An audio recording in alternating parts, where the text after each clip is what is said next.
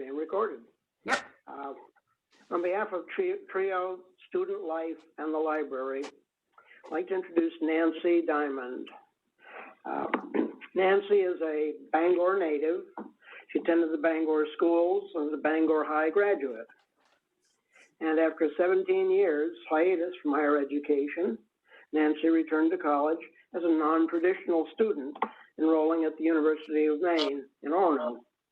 That's where Kathy and I met her. Well, I was there, working at Fogler Library. She graduated in December 1997 with a BS degree in elementary education. Nancy taught second grade in the Bangor school system for 12 years and is currently working as an educational technician 3 in the Hamden School District. That's SAD 22.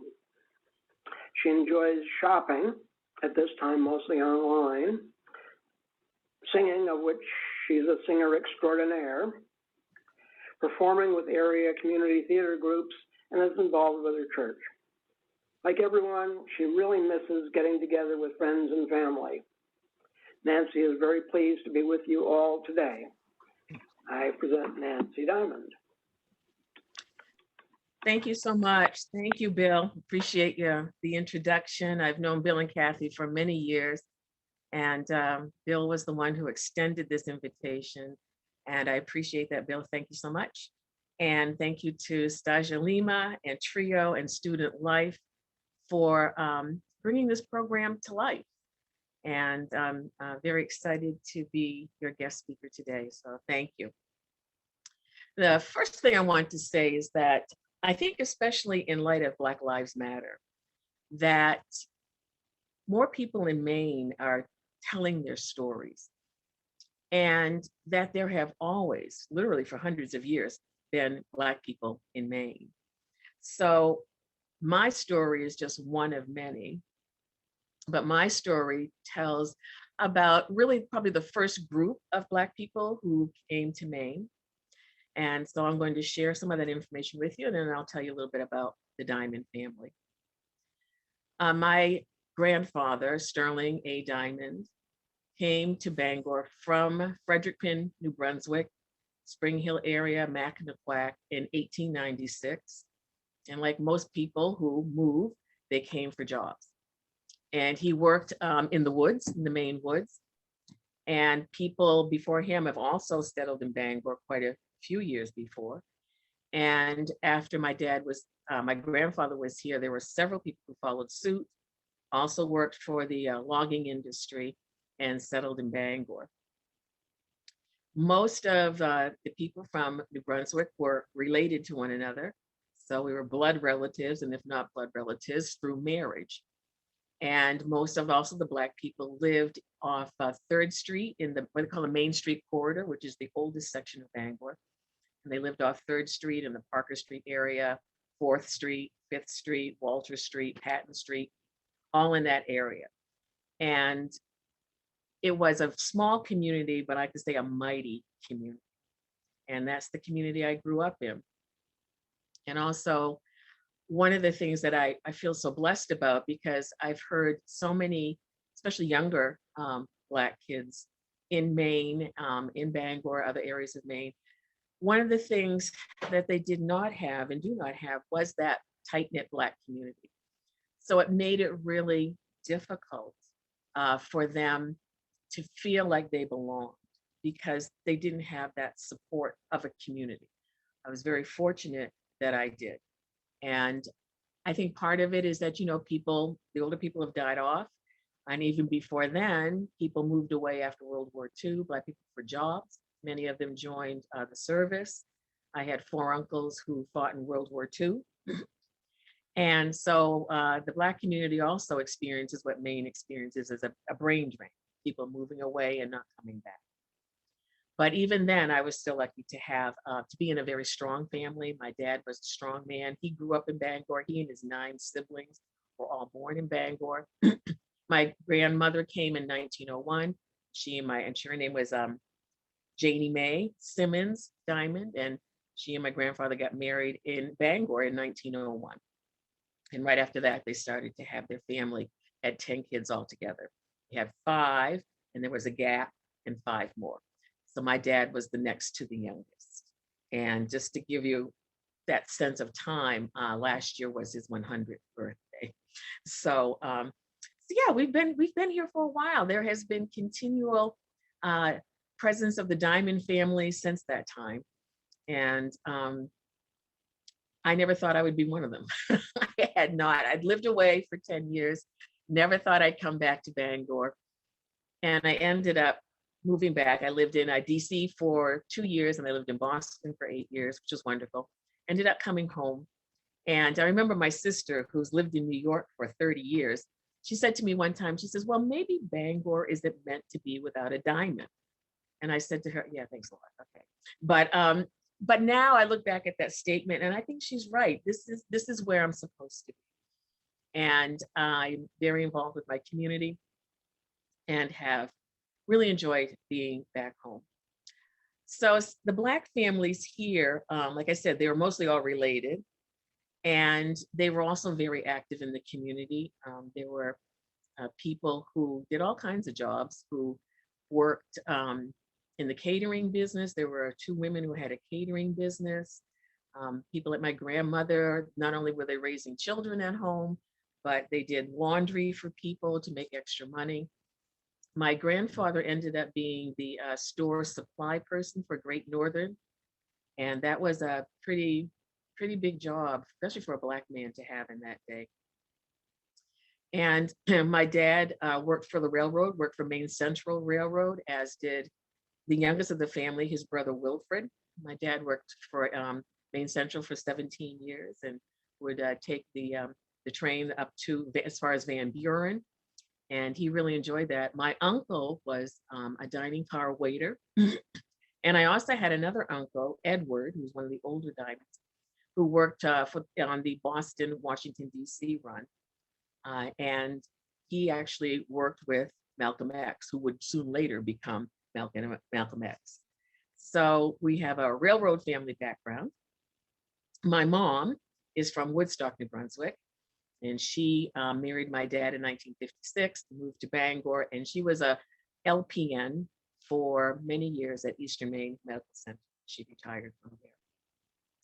One of the things that I remember my parents talking about was really difficult about being in Bangor in those days, and especially, right through the 40s and 50s, was finding housing and finding decent jobs. And it was very hard for them to find someone who would rent to them. My mom and dad were lucky that there was a lovely lady, Mrs. Mann, and her husband, who rented an apartment to them, as well as the McCarty family, Name and Walter McCarty.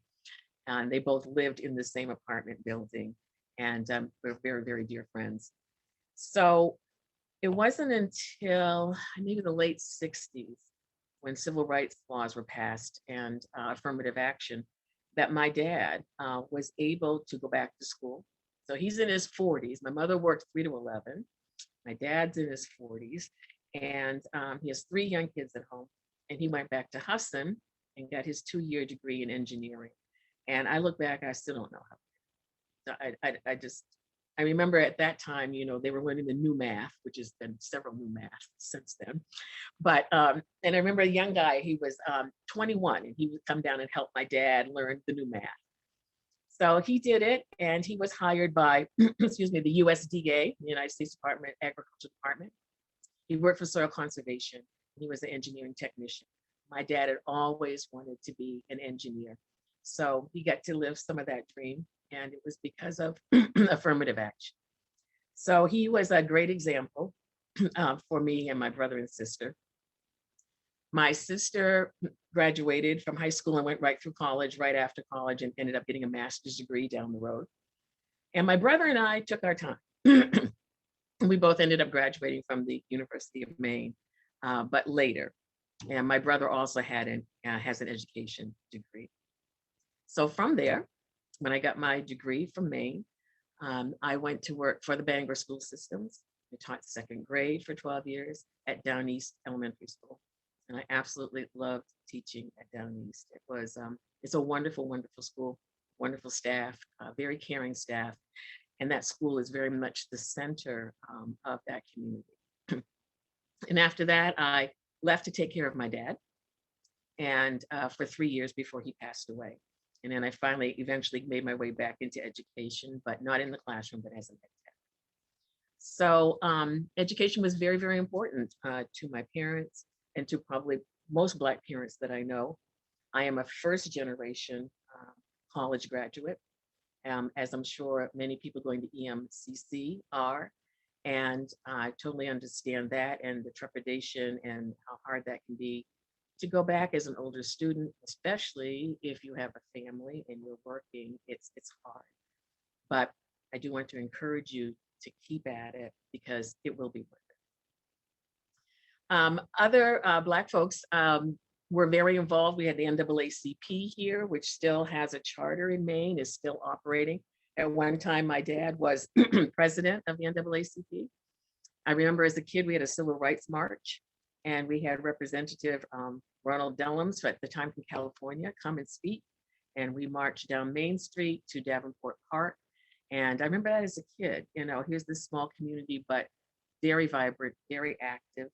And there's always been white people a part of the NAACP here. We've always had white allies.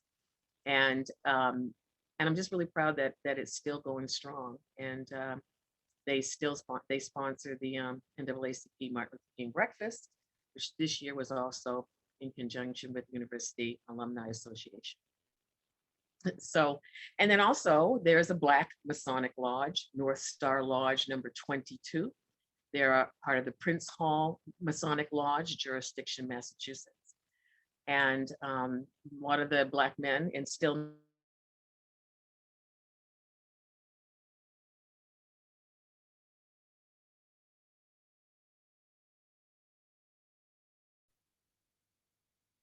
I think she might have frozen, folks. Let's give it a second and see if it resets here. Impressive story though so far. I know, it's really kind of incredible. I mean, what a speaker. Just her particular link to The community, right? And to the Bangor and the community and history. NAACP.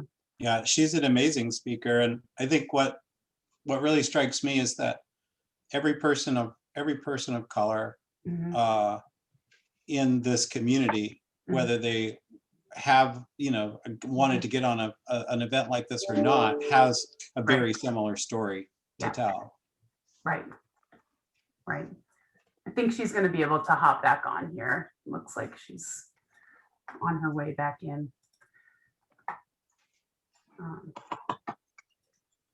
But yeah, it's really wonderful to hear just the history, right? Like I'm not, these are new things for me, new history about Bangor. I'm not as familiar personally with the background of this area. So it's nice to be able to get a different maybe perspective and history. So. All right.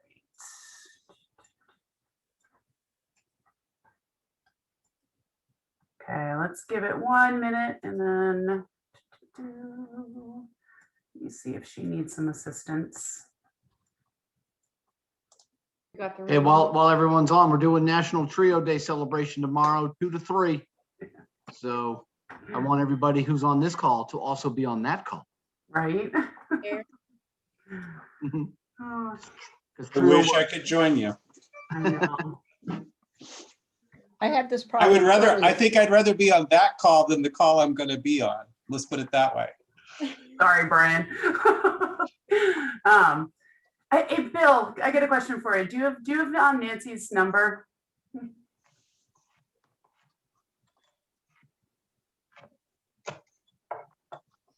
I just want to make sure that she's all set because I think she's having some trouble rejoining the Zoom. Welcome to COVID times. Here we are. Sorry, folks. We'll cut this out of the archive. How's that sound? I don't know who Mariah's friend is. What is your friend's name? I can't remember. My dog's name is Richard. You can call him Rick for short. Dog's name is Richard. Funny. And he's a burner, right? The coloring isn't. Yes, he is. I can see. I love when people give their dogs like real human names. I love it. Yeah. Well, my dog's name is Ruth. Yeah, Ruth, it's a good one. Like, hey, this is my cat Larry. But she's also a burner, Mariah. Hello. Gosh, hi. Hello. Yay, wonderful. Oh my gosh, Hey, Nan. I guess the sun was coming in on the tablet and it got too hot and it shut off. Oh my God. Yeah, this is lovely. So I'm so sorry. You're Oh my fine. Oh my gosh. This is Technology, gotta love it. Yeah, exactly. Right. I'm just so glad you're back. Awesome. I'm so Great. sorry. Oh, you're fine, Nancy. Oh, goodness All gracious. right. Oh my gosh. Okay, so trying to think of where I was. Hold on. You had talked about your father was in the NAACP. He was Yes. the Hold on a president of the minute. chapter. I gotta find you guys. I'm out again.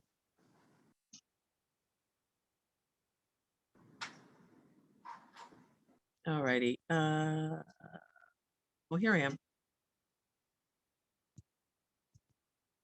Okay, we try again. All righty. Oh my goodness. Okay. So you guys can hear me okay? Yes. Yeah. Okay. Looks good. All right. So, okay, I think I was talking about the Masonic Lodge. Oh my goodness. Yep. I can't do anything right today. Here we go. All right, I'm not going to touch anything. Done. So, yes, a lot of the, there was a North Star Lodge number 22, which I said is part of the Prince Hall Masons, Massachusetts jurisdiction, and they are still active today. They celebrated their 50th anniversary a couple of years ago, which was a lovely event. And so my family has all been a part of that. And now now it's integrated. Quite a few years ago, the Masons worldwide integrated. And so it's North Star Lodge number 22, which is wonderful. And there's a lot of young people involved. And so it's nice that they're going to be able to keep going, even as sometimes our community is shrinking a little bit. And so those are some of the main groups. As far as churches, we don't have a Black church, but my family, because they came from New Brunswick, they were brought up Anglican. And so many of the Blacks that came to Maine from New Brunswick were Anglican and joined the Episcopal Church. So my family has been a part of St. John's for many, many years. My father was baptized there when he was 2, and that is my home church that I grew up in. And after going to many different churches, not only when I lived away, but here in Bangor, I returned to St. John's and am a member there to this day and active with my church as well. So, you know, I'm just so grateful for being raised in Maine. My dad was very proud of his Maine roots and his heritage and passed that along to all of us. We were very lucky. My time growing up, you could ride your bike anywhere, and we went to camp and played at the playgrounds in the summer because they always had playground activities, and people who were park workers from the city of Bangor. And I grew up on Walter Street in that Main Street corridor off Main Street, like I said, where most of the Black families were. And, then we had our troubles. We had, went through the phases of name calling and having to deal with all that and standing up to that, which we did. And I have to tell you, I was I was really upset last year when these 2 young ladies from Bangor High School went to the news to talk about the incidences they had had at school and how nothing was being done, how they weren't listened to. And part of me didn't know what all that was from. They have African names, and I wasn't sure if maybe they may have been born here, but with their names and with people being emboldened to come out with their racist attitudes and ideas. When I was growing up and had problems, my parents didn't have a problem going to school, and they would always, defend us. And these young ladies don't know why their parents weren't maybe comfortable going to school. Different cultures look at people in power situations in different ways. So I really have to give them a lot of credit for speaking out and for helping to bring about change in all of our schools. And here in RSU 22, we are really concerned about equity and moving to make equity in education. I am on the Equity in Education Committee, and they're doing some good work, making sure that we really start to get multicultural books into classrooms, and talking about, everybody's talking about their own prejudices and trying to overcome maybe some of the things that they were raised with and didn't think was wrong, but is kind of wrong thinking. And so that's going to be a continual work. And I'm glad to see that that work is continuing. I'm also very glad that a lot of some young people in the area are banding together and doing racial equity work. And this weekend on Friday and Saturday will be the first meeting, a Black Alliance meeting over the state, all over the state, people just to meet up and to talk and to get to know one another. And so that's really exciting, and I'm really looking forward to that as well. As far as also on the history side of things, I have a cousin, David Payne, who has continued the legacy of finding out about our roots from Canada to Maine. And it was started by a longtime friend, Herbie Hewen, many decades ago. He had done incredible work. And David has gone on and has added to that research. And many of us have taken DNA testing through 23andMe and through Ancestry.com. And it has been amazing how a lot of people who don't live in Maine, didn't grow up in Maine, but knew there was some kind of Maine Canadian connection, have found out about their roots. And so 10 years ago, David started NEAR, the Northeast African Ancestry Reunion. We have it every 2 years. We were supposed to have it last year, but because of COVID, had to cancel. We're hoping we can this year. Have to wait and see. And so it has been amazing to meet people who are related to you that you never knew. And people from all over the country, Canada and Europe, have been able to trace their roots. Black people have been able to trace their roots back to Maine and New Brunswick. So that's always exciting to see who's going to come, somebody who's never been before, who will come back. And also because I've been here so long, and I have a cousin, Roger George. He and his wife raised 2 boys here in Bangor. And Roger, because we grew up here, we kind of remember some of the older people that these folks are related to. And it's kind of nice to be able to make that connection for people who are just finding out about their Maine and New Brunswick roots. So, yeah, so there's always work to be done, especially as when you're talking about racial issues. And we all know that we got a lot to do. However, I think the most important thing is just taking the small step, and to know that there are incredible stories out there of Black people in Maine. Gerald Talbot, who was the first Black Maine legislator, he grew up in Bangor, lived in Portland for many years. He and a woman by the name of Harriet Price wrote an incredible book called Maine's Visible Black History. And Harriet did the research part, and then Jerry collected stories from Black families who were raised in Maine, all from all over the state. And that's the second half of the book. And one of the things that Harriet was able to find in her research was that Popham Beach community from England, that came from England and settled at Popham Beach, Maine. They didn't stay long. Once winter got over, they went back. But in the archaeological dig, they found African artifacts. And so these folks had slaves that came over with them. And so that was absolutely stunning to hear that, 350 years ago, there was that Black presence in Maine, and that eventually, it did continue.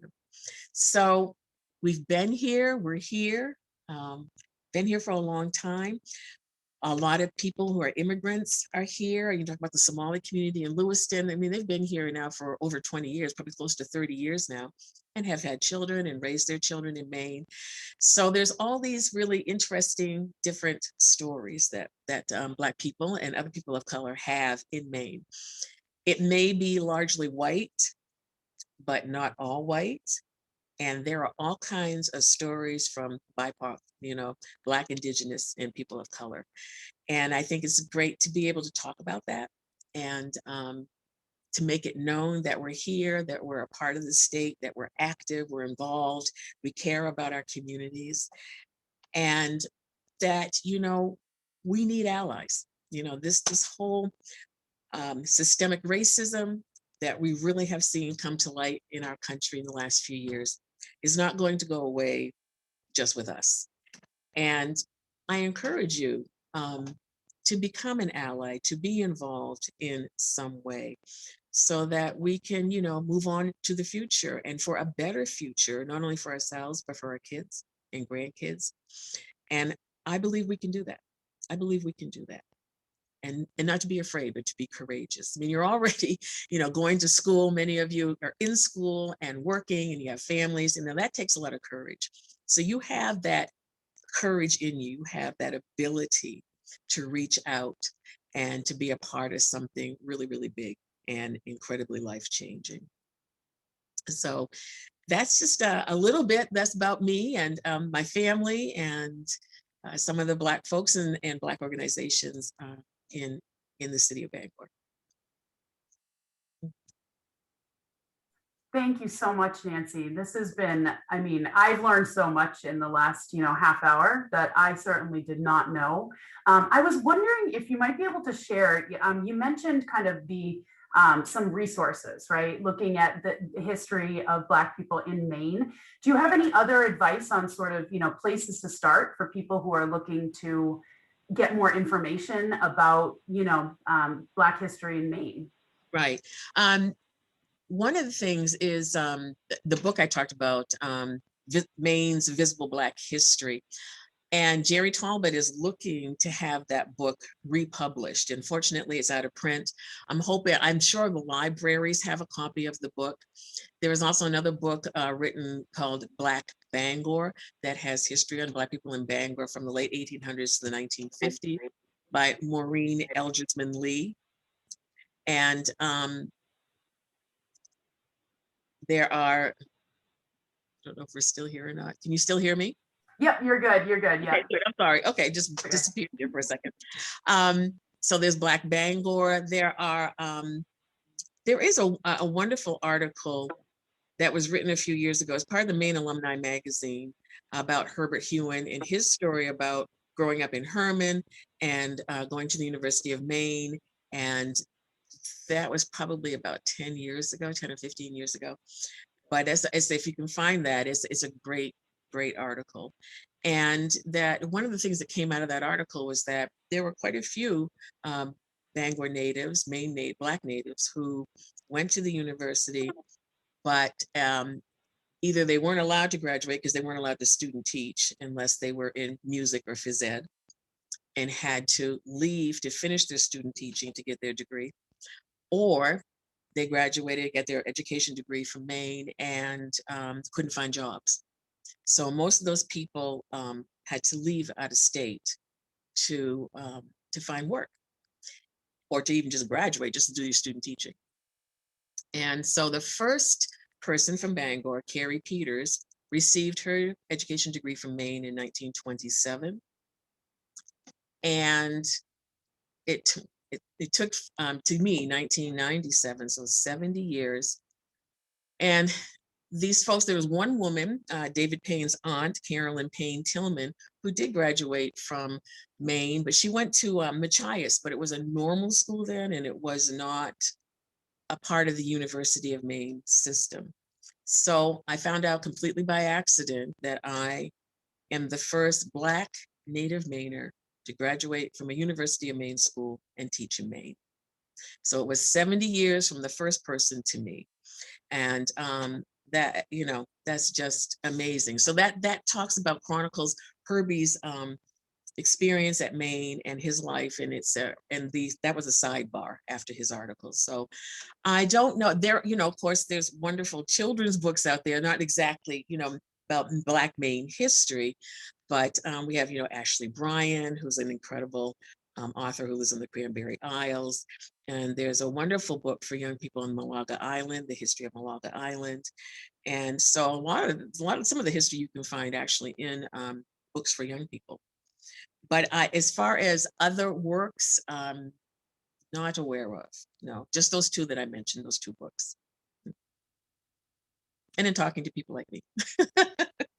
Yeah, I was gonna say, yeah, thank you for sharing that. Just kind of hearing that there aren't so many resources out there. It seems like Yeah. maybe there's a little gap and, there might be some opportunities there, right? Yeah. Yeah. I would love for my cousin David to write something about his research, because that's not been written about as far as I know. And I know that he is studying to become a genealogist. So really, he has so much incredible information. So I'm hoping that as he works on this, that he will also write a book. I know he's talked about it before, but that would be a wonderful, wonderful book to write about, and probably more than one. Yeah. Yeah, I was going to say there's a lot of information there that certainly I look forward to being able to learn more, right? Right. Yeah. Just kind of Mm-hmm. personally, I'm new to this area, within the last couple of years, and hearing your story and hearing about your family and their history, it's I think sometimes in Maine, there's a sense that it's a very white state, right? And we kind of talked about this a little bit with just that it is a very diverse place, right? Right. Yes. And I think it would be wonderful to kind of have more of a focus on that diversity, right? Mm-hmm. And finding different ways to do that, right? And one of those ways is understanding history, right? And the stories behind a lot of this. Right. I mean, a lot of what I have is really oral history. Right. But one thing that David has done, especially when people like my dad and my aunt and uncles and who were still alive like 20 years ago, when he first came to Maine, he grew up in Indiana, and he and his family moved to Maine.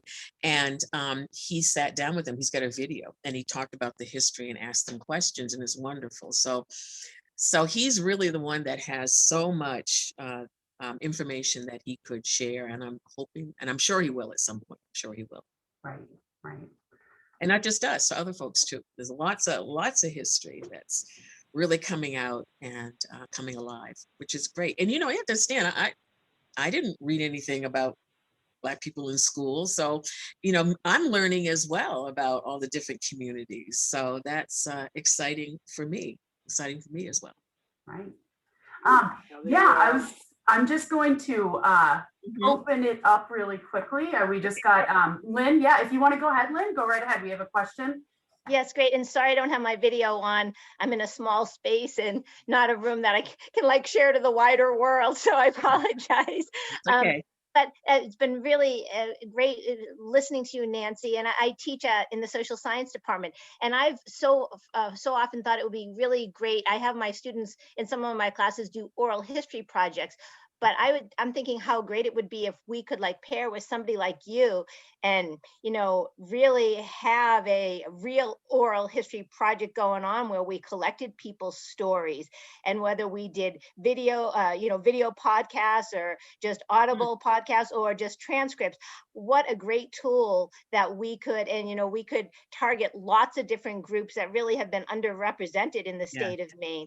And it would be it's such a real life experience for our students. I usually have them do it with family members, but to get them out in the community, obviously in a safe way, whether it's Zoom or whatever, but I think that would be so great. And if you had any interest in working on that with me, I'd love to talk to you at a different time about that. Sure, that would be wonderful. And thank you. I would love to do that. Especially where I really enjoy kids. I really enjoy young people, and they always ask such great questions and have great insights. So yes, and my information is available through Taja or from Bill. So yes, absolutely. Especially when you mention how there's so little source material out there, and especially with our older generation, where we could, we hate to lose any of that history, but to really, I think that would be really pretty amazing.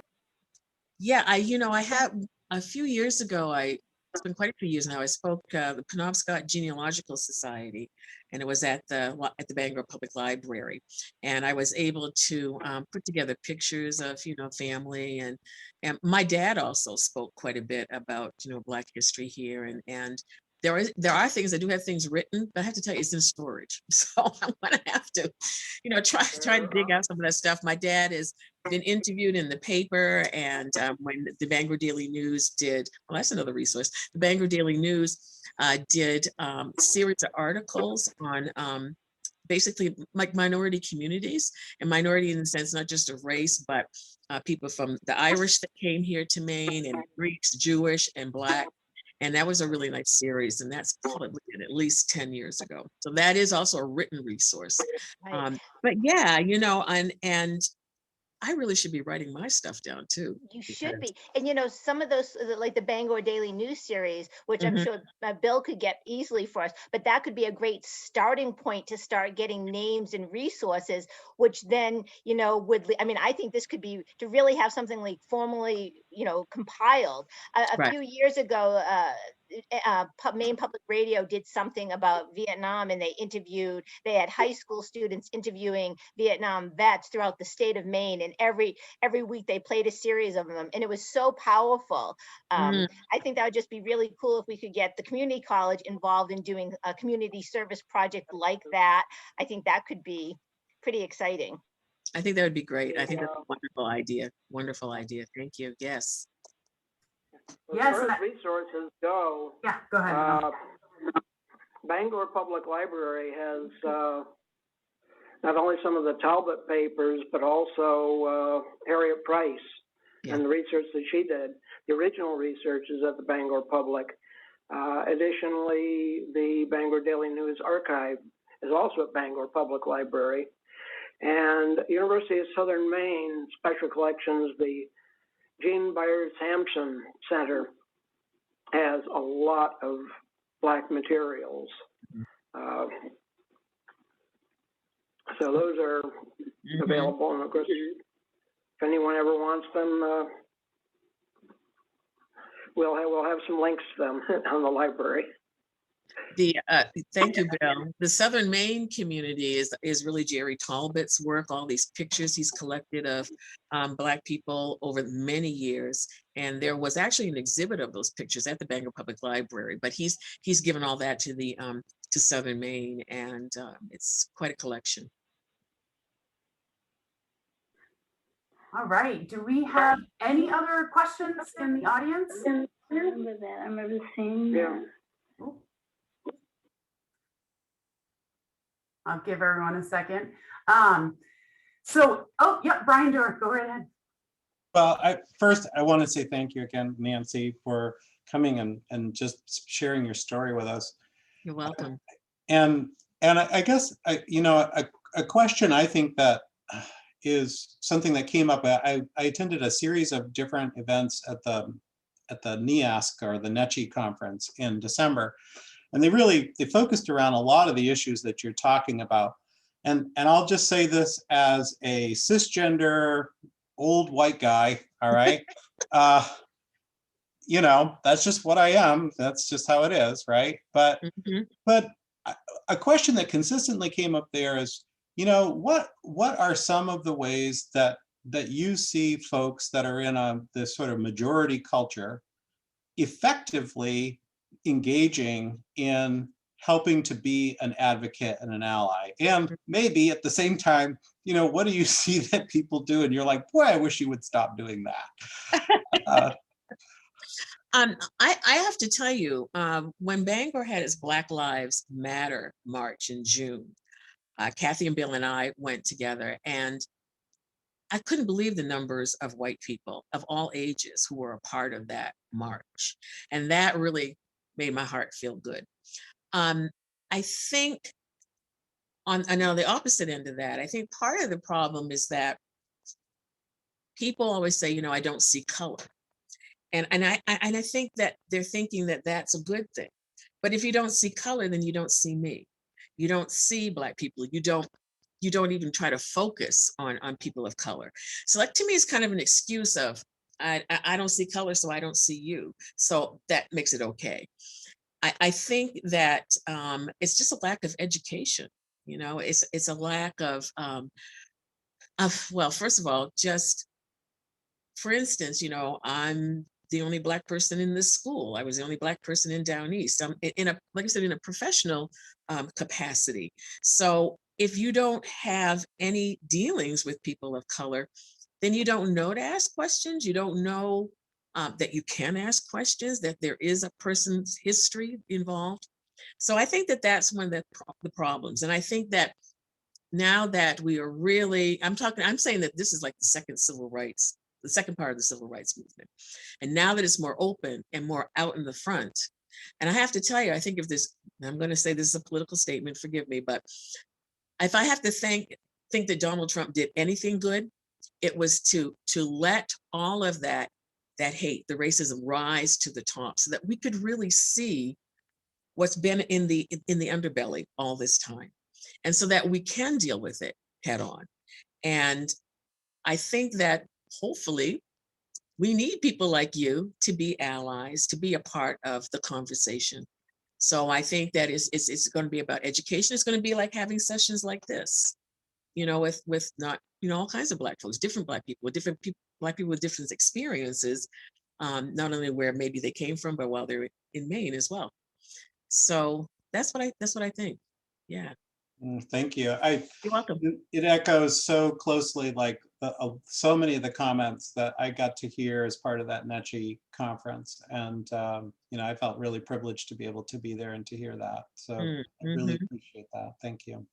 You're welcome. Thank you for the question. Okay, did we have any other questions? Mike actually sent me a question. Mike, I didn't know if you wanted to go ahead and ask. Sure. Yeah, Nancy, you mentioned the kind of connection to Malcolm X earlier, and I was just wondering, there was that story that just came out like 3 days ago that said that family members of Malcolm X received a letter from a now dead police officer that the family says proves that there was collusion between the FBI and the NYPD in his assassination in 1965. And I was just wondering if you had the chance to read the stories about that and had any sort of reaction or thoughts about what the family says they received. Wow, that's amazing. I did not know about that, but we always, in our hearts and in my family, knew that there was a lot more behind that assassination, just like there was with Martin Luther King and with Robert Kennedy. And so, unfortunately, I'm not surprised to hear that. In the movie Malcolm X by Spike Lee, there's an incredible scene where Malcolm X is talking to a police officer, and that some of the men, his group were on the sidewalk away from the conversation. And Malcolm X just like gives an order, and they turn right and they march out. And when Malcolm X leaves the scene, the police officer says, that's way too much power for one man to have. And so I think that people are scared. And so I'm not surprised at that. Disappointed, but not surprised. I'll have to find that. Where did you see the article? Where, was it on, like, I just put it in the chat. It was in, okay. it was in the New York Times, the Washington. I put the Washington Post article in there. So basically, what the family is claiming is this Black officer wrote them a letter saying to the effect that this officer was told by his superiors to entice a couple of Malcolm X's security guards into committing crimes, to therefore make it easier to access him the day of his assassination. Right. And I remember thinking, well, I was really young when that happened, but later on it's like, well, why would the Black people shoot him that were part of his organization, that was a brother? It just didn't make any sense. So that's really, really interesting. And what an incredible piece of information for the family to have. Thank you for that. And I will look up that article. All right, we have a few more minutes here. I just wanted to open it up to see if we had any last minute questions or comments. I want to know when you can come back. I can come back anytime. anytime you like. Next I've time never- we'll be able to do lunch, Nancy. How about that? Okay, that sounds, We'll be able to, yeah, be in person. Let's hope, fingers crossed. that would be great. That would be great. Yeah. Yeah, yes. So I just wanted to, if we don't have any other comments or questions, I can't thank you enough, Nancy. This has been absolutely wonderful. Oh, hearing you're your welcome. Story. Thank you, Nancy. You're welcome. Thank you. I'm just sending a thank you out to everybody on the chat. Right. Yes. This has been really, really wonderful. And for folks who are in the room right now, I'm going to post a quick link to a little post survey, feedback survey. So if you have a couple minutes, actually probably will take even less than that. I would love if you wanted to, oh, can't multitask today. Go ahead and take that quick survey. And Tasha, Yes. can I just take a moment to Yeah. pitch one of the next events that will be coming up? Absolutely. And we'd certainly love to have Nancy join us if you'd like. But on March 17th, St. Patty's Day at noontime, Bill Cook is going to be doing a presentation on the Bangor fire from 1911. Is that correct, Bill? And so he's got lots of great photos to share with us. So it will be an opportunity for all of us to learn a little bit more about the history of Bangor and some of the events that led to, some of the changes to downtown Bangor and such. So Great. please join us. And just as an aside to that, my grandfather actually helped people on Broadway get things out of their homes as the fire was burning, getting up towards that area. So, yeah, that was something. That was something. So it's kind of weird to think that, my grandparents were there at that time. It's just amazing. And St. John's Episcopal Church was also burnt during that. The original church was burnt during that fire as well. So just a little aside. So that'd be nice, Bill. Wonderful. Sounds great. Yes, so thank you, Liz. And again, survey link is in there. I'm going to have this recording will be available and make sure that this gets sent out to everyone. And I just want to thank everyone again. Nancy and Bill, do you guys want to stay on the call for just a couple of minutes? Sure. So thank you again. And I hope you all have a great rest of your day. Thank you, everybody. Bye, guys. Bye. Before I hop off, Nancy, I just wanted to say thank